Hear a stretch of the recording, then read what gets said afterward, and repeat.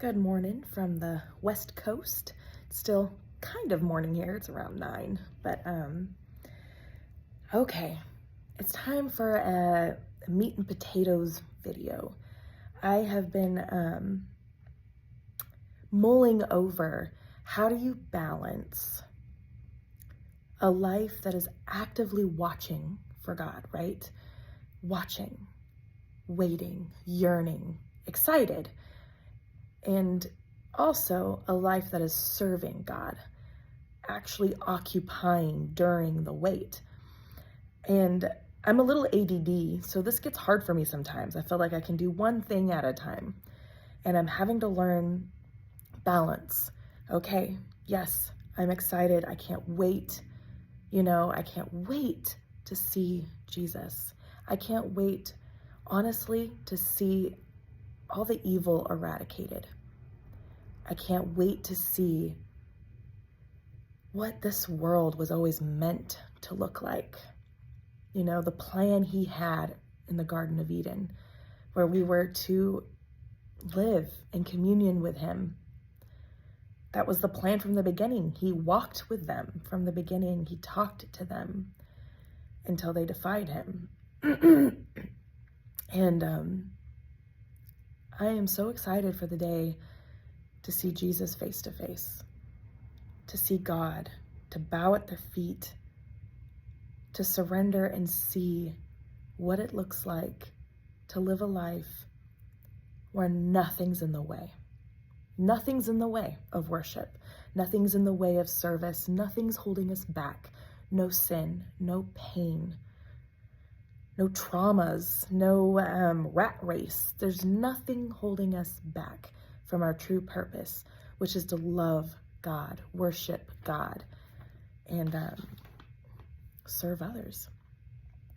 And I was just thinking, it's so hard though sometimes to get caught up thinking of the future, thinking of that wonderful day when he gathers us up, his bride, and we have the wedding feast and all is made right. I mean, I know things will get pretty bad first. You read through Revelations, what must be done in order for the good to come is pretty brutal. But we're all yearning for that day where Jesus exercises the power he was given, right? He's given all power on heaven and earth. And he's waiting. He's waiting just like we are. And sometimes I think we forget that he's waiting for us. And I don't want to get so stuck in the waiting, I don't live my life. So I was just thinking in my head, this phrase popped in my head: don't live for the rapture. Live for God. He's coming. He's coming. At some point, God will send Jesus. At some point, all this will be fixed. But we got to put our trust in his hands. The signs are obvious. We look around us, and that's what gets us excited, even maybe troubled all at the same time. You can't feel one without the other. We live in troubling times. But as a believer, they're also exciting because it points to a possible return of our greatest love. But again, we got to have balance, and we've got to live a life that's occupying, a life that's truly engaged and living and serving and living for God, right? Not just waiting for him, but living for him. So I wrote down a few verses just to kind of get our mind in a better place, or at least my mind. Deuteronomy 32, verse 4. He is the rock. His works are perfect, and all his ways are just. A faithful God who does no wrong. Upright and just is he. This is the God we serve, the God we can rely on. I love how unshakable he is when everything around me feels constantly changing, when everything feels like a lie, when everything feels like a deceit, when everything feels temporary. Nothing around me feels sustainable, but God is. This is the God we live for. He is the rock. He is the rock. And I don't know why, but I picture my feet just pounding into the ground, a firm, strong ground that doesn't shake. And then I thought of John 15, verse 7. And I love this verse because it's really good on perspective if you read it carefully. If you remain in me and my word remains in you, ask whatever you wish and it will be done for you. A lot of people use this as kind of like a promise to pray and get whatever you want. And you can't forget the first half.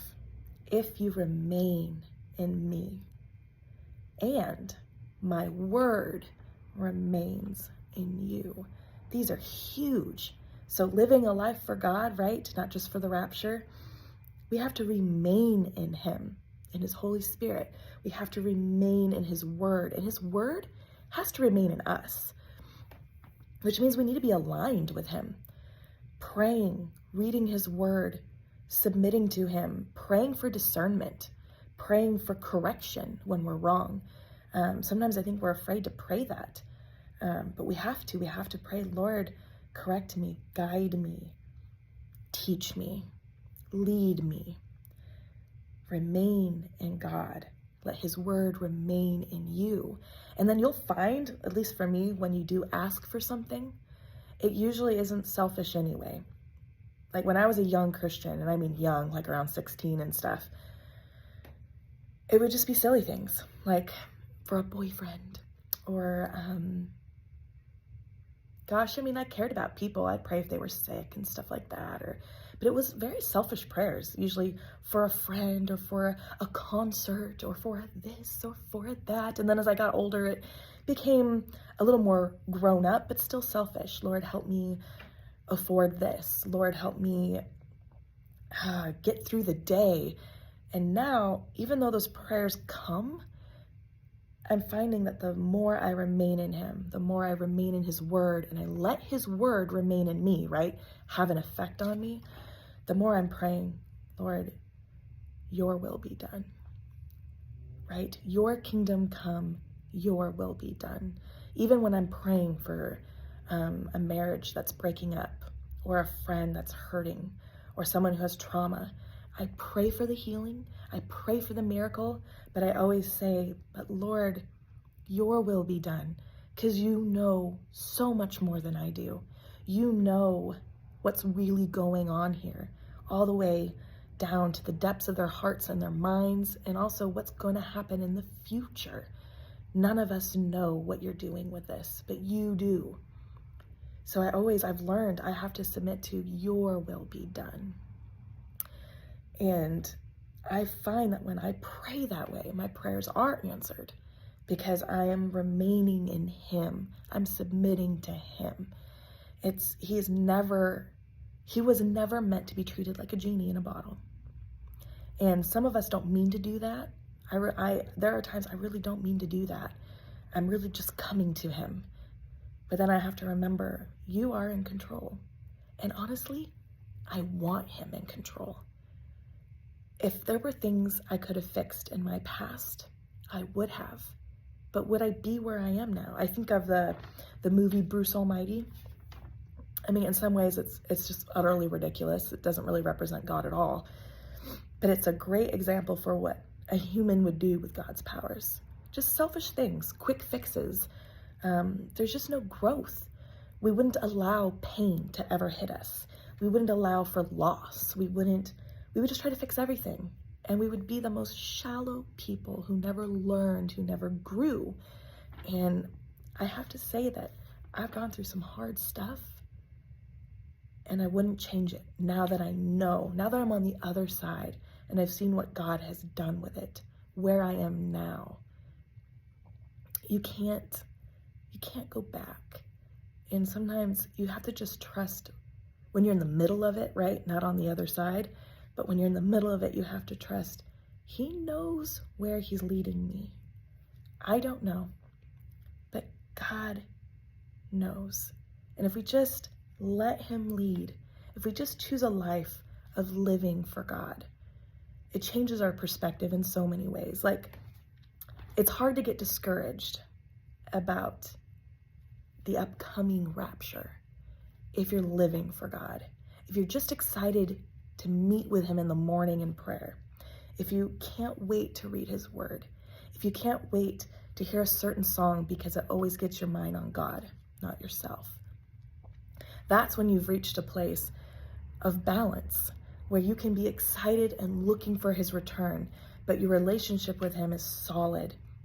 That reading his word every day is your food, your nourishment. Your cup is full.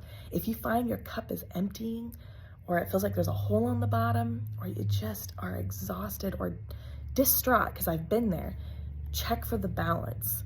Are you digging into God? Are you really surrendering to him? Or are you only looking for the hope at the end? Because when you do that, right, it's like children who look forward to Christmas and they realize how far away it is. And, it's like painful. It's painful. And now imagine not knowing when Christmas was. Oh yeah, we'll have Christmas eventually. Well, when? Well, certain things have to happen first. We'll know when it comes. Oh boy, kids would drive us nuts because they couldn't take that. So as adults, we're having to deal with that. We're having to deal with the unknown, the mystery, the greatest reward we'll ever have. I can't wait to see Jesus. I've seen him in 2 dreams, but he hasn't let me remember it. I can't remember what he looks like. And I think maybe that's just to keep me excited because I've seen him twice. But all I know is I've seen him. I don't know what he looks like. And I can't wait to bow at his feet and be like, I can't believe you did so much for me. So much for me. And then I want to turn around right now in this life, before that moment. What can I do for him? Because here's a verse I want to hear spoken over me. And I'm sure you do too. I want to hear this when he comes. Well done, good and faithful servant. You have been faithful with a few things. I will put you in charge of many things. Come and share your master's happiness. That's Matthew 25:21. Just the first part and the last part are my favorite. Well done, good and faithful servant. I think if he says those words to me, I'll just start bawling like a baby and falling at his feet. Like, sometimes I feel like too little, too late. I'm 37 and it has taken so long to get my act together. And with the way things look, I'm like, wow, Jamie, you took a long time to take him seriously. You took a long time to submit and surrender and let him work through you. But I'm doing it. And if you feel that way, like I've got to submit, I've got to do this. I can't keep trudging along, barely living, holding on to him, but not living for him. Do you know what I mean? There's a difference. When you're just holding on desperately, there's a switch you gotta flip, and it's hard. It's hard to describe, but it's in there. You just gotta flip it, where you're not just living in desperation, but you're living out your hope. You're living out your faith in him. You're living out his love, his truth. He is faithful and true, and he is just. His word is flawless. We talked about that in another video. His word is proven true.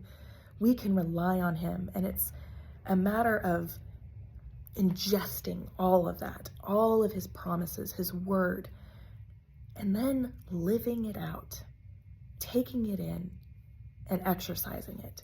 And it's hard when you are in depression, when you're in trauma, when you're discouraged. You have to start small, manageable, but don't get caught up just looking up, because then you might miss all these opportunities to love someone, serve someone, reach out to someone, And the church is getting hit hard right now. And I think because we got a mix of people who are just longing for the fix of Jesus. Come, Jesus, come. I love that song. Look it up if you don't know it. Come, Jesus, come. Very cathartic, very necessary. That song is necessary, but you can't stay there. If you just stay there, what use are you to Jesus? What use are you to him? And in a video up before, I talked about he's on the move. He's doing so much right now. He's visiting people in their dreams to save them. And I can't help but wonder if it's because we're so busy looking up, we're not doing, we're not serving. And I just put the challenge out there. We've got to do better. We've got to live for him. It's the best gift we could give him. There's so little we can give him. He's given us everything. He's given us everything. How do you ever repay such love, such grace, such patience? If I had been him, I would have been done with me decades ago. All I can do, all I can give him is me. And all of me. It's not a gift if he only gets a piece. It's a gift when I say, here I am, use me. Use me. Guide me. Lead me. Correct me. Teach me. Help me serve you by serving others. Help me to get my eyes off myself. Help me to get my eyes on those around me who have also had pain or trauma or are lost and know nothing about you. Help me to see as you see, God. He sees us in a way that is so beautiful. And I just want to be like, help me see people the way you see them. The way you saw Zacchaeus up in the tree, you know? Everyone thought he was just some ridiculous short guy up in a tree who's a tax collector, not worth your time. But you saw him. You really saw him. Teach me to see people the way you see them. Because man, you guys, when he starts doing that, when your eyes start to open, your heart grows like the Grinch. You know, it's not just about yourself and your own healing. It becomes about others and their healing. You start to grow and look, and you almost are chomping at the bit to help. So, let's end with Psalms 31, verse 23. Love the Lord, all his faithful people. The Lord preserves those who are true to him. The Lord preserves those who are true to him. It's the best we can do. Keep looking up, but don't get stuck there. Don't get stuck there. What does he want to do with you right now? And it may seem small. It may even seem ridiculous. I've done some ridiculous things that meant a lot to someone, and I didn't even know till weeks later. And I'm glad that I let God use me. Something as simple as helping someone make a cocoa for their kid when they're frazzled. Sounds silly, right? It made their day. It made their morning. They were seen. They were not judged. They were aided. They were loved. Simple, silly. It's easy, guys. We just have to get out of our own way and let him in and through. God bless you. And I really mean that. I wish there was a stronger word. God bless you.